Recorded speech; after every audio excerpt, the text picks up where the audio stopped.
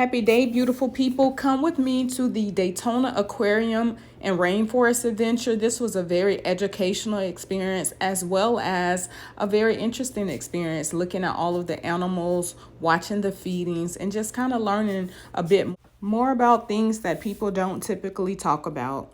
Florida residents, they do have discounts along with other discounts, and there's actually, if you are on EBT, they on certain days they have 50% off for your family. So I thought that was really good to help families get in and have a nice, cool little getaway. It takes about 3 hours to get through the whole aquarium for some feedings and educational experiences, but the feedings are done throughout the day. So if you find yourself getting through pretty quickly, Daytona Beach is actually 8 minutes down International Speedway. It's a straight shot. You can go hang out on the beach and then come back to catch more feedings. I actually did that because there was one feeding left after I finished all of the exhibits, and I just wanted to come back and get that, catch the alligator feedings. Enjoy. The sharks zero in even closer. Now, once that prey is within about 6 inches of their nose, the last sense takes over, and that's called the ampulla lorenzini. However, how many of you guys have ever seen the photos of a shark taking a bite out of something and it looks like they're blinking?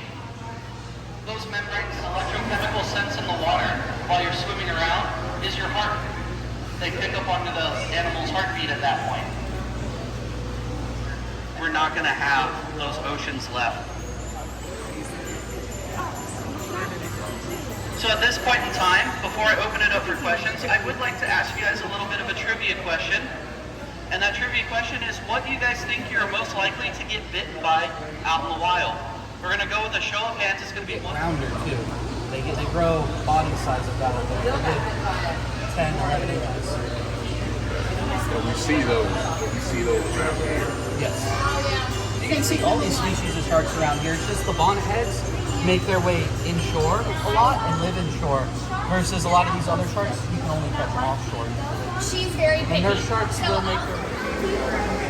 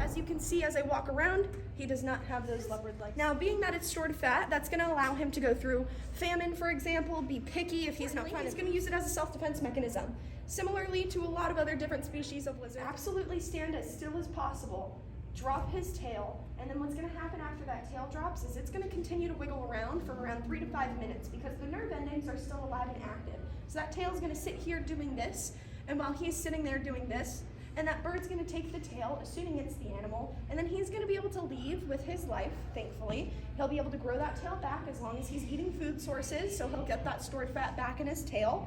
And that bird still gets to leave with some form of sustenance. So kind of everyone wins in some ways. We have here 6 of which are venomous enough to actually like fatally injure a person.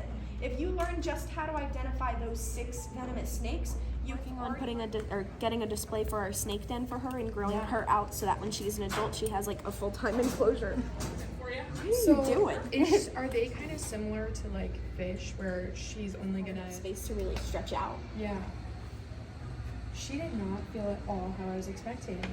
She's pretty cool. She's pretty. She's gorgeous. So pretty. Oh yes. And if you guys are interested, in just a few minutes, we have Walking around waiting.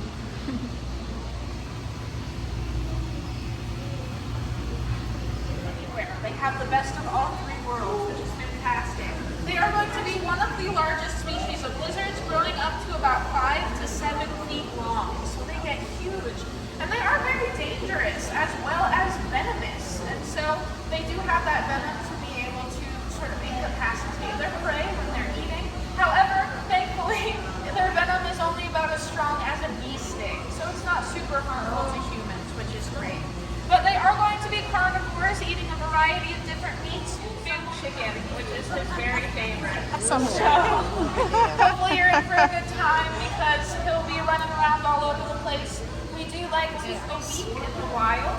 But Gomez here is lucky because he will get to eat twice a week, once on Saturdays and once on Sundays. And so he is very spoiled. Yes, they have a very slow digestive system, so they don't need to eat very frequently. But like I said, you'll see him running around in here chasing after food, and so we are going to make sure he gets all that exercise, and so that also sort of simulates that. Look at him. Oh, he knows. It's time. Uh-oh, don't fall. I'm stuck. Oh, he got it. Oh, yeah. Good job. Making him work. No. He's Poor. like, damn it, where'd it go? I need help.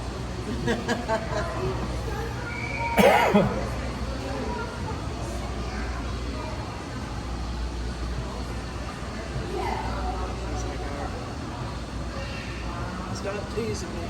Right. He's like, I'll get the ball then. Oh my gosh. Right. What a good idea. I know. Like, I've never seen any place make them Next week, fill this whole thing. I'm not so sure about that. So why would it be recommended to try that?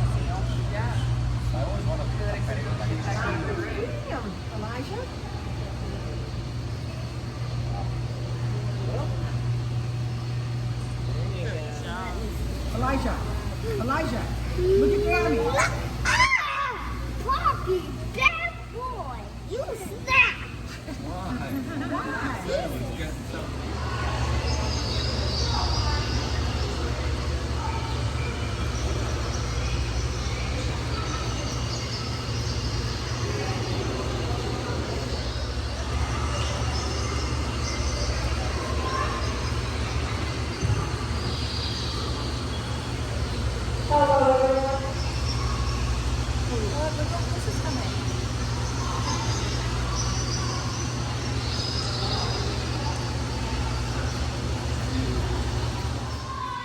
Alrighty, so she's going to start feeding our big river monsters in here. My name is Reese, and this tank is our second largest exhibit here at the aquarium. It is about 22,000 gallons of water, of complete fresh water. So the big, huge fish you guys will see right here, those are our arapaima. Those guys date back to about 14 million years. They actually are one of the freshwater fish that will breathe air. So if you guys ever see them go up to the surface of the water, make a big old splash, that's essentially what they're doing.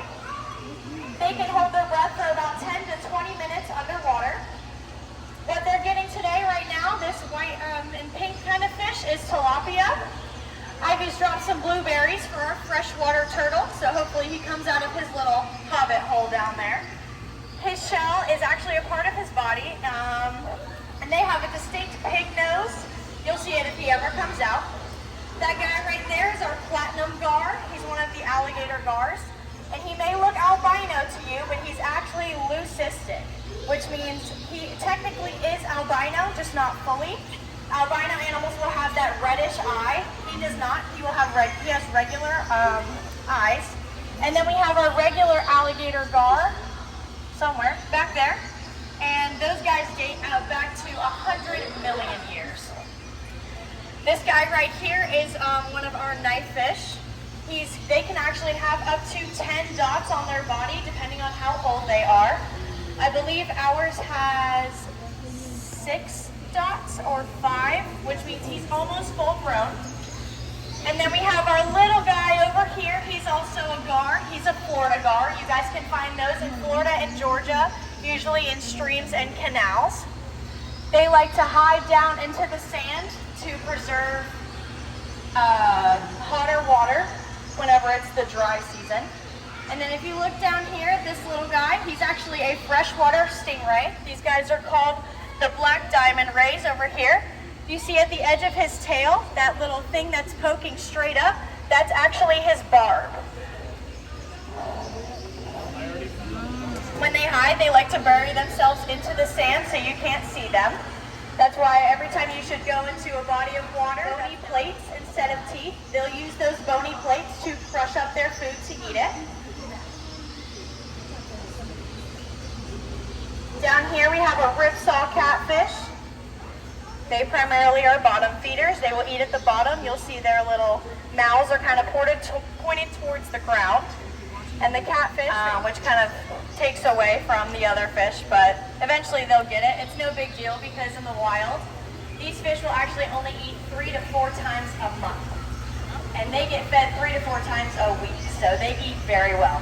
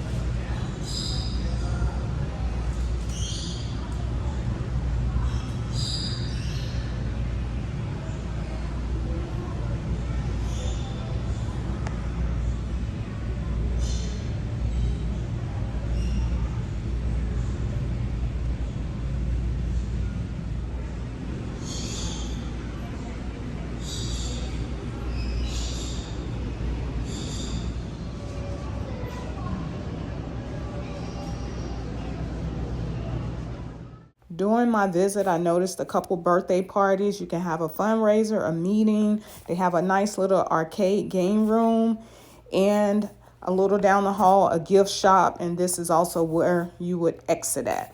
They're at full size. But they are going to be from Central America, and they're going to live in some pretty wet spots. They do like that nice sort of fresh water to live in. They like the humidity. They like damp environments. He's pretty cute. They just excrete it onto their back. Okay. So if it comes in contact with your skin, if you were to pick one up, or especially when things eat them, they excrete that poison into that animal's mouth. Nausea, vomiting, what else? A lot of things, paralysis. Yeah. Nice, dry, hot weather. And they're not going to live in the desert, but they're going to live in places sort of similar that do have some shrubbery and greenery and grass and things like that. And they do have this nice, beautiful camouflage to sort of blend in with that dirt that they also live in. Now, the thing about Australia is going to be that Australia is full of a lot of really big, scary predators. And Bluey here is not one of those big, scary predators. She's pretty slow. She has pretty bad eyesight. Things like that. She's not very vicious. They don't have sharp teeth, sharp claws. But even so, with those disadvantages, they are really good at staying alive and really good at defending themselves. And so I'm going to tell you all the really cool things they can do.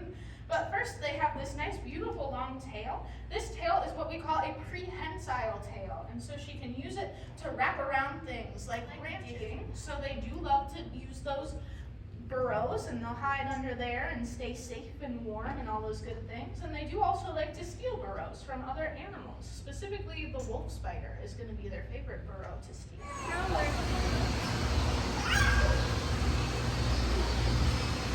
Okay, we ain't going outside,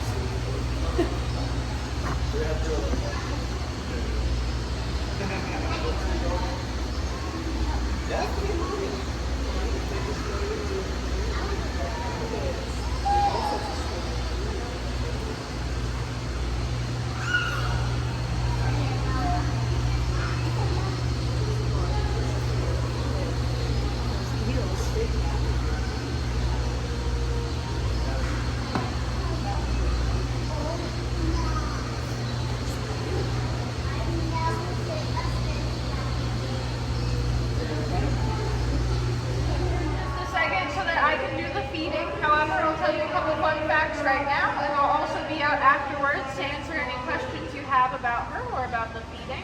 But this is Mary. She is our American alligator, and she is about 10 years old. Now these guys do get pretty large. They can grow up to 15 feet and 500 pounds. But Mary is a female. But they are going to primarily live in fresh water, like rivers, swamps, streams, things like that. And you can see she does have a nice swamp here that she is living in. But they only need to eat about once a week, or once even every couple of weeks. But Mary here is very spoiled, and she's going to get to eat 2 times a week on Saturday and Sunday. Start feeding her, you'll see that we'll have 2 people. It's always important that we have 2 people, one to sort of protect her and one to feed her, because alligators are very dangerous, and we want to make sure. So you'll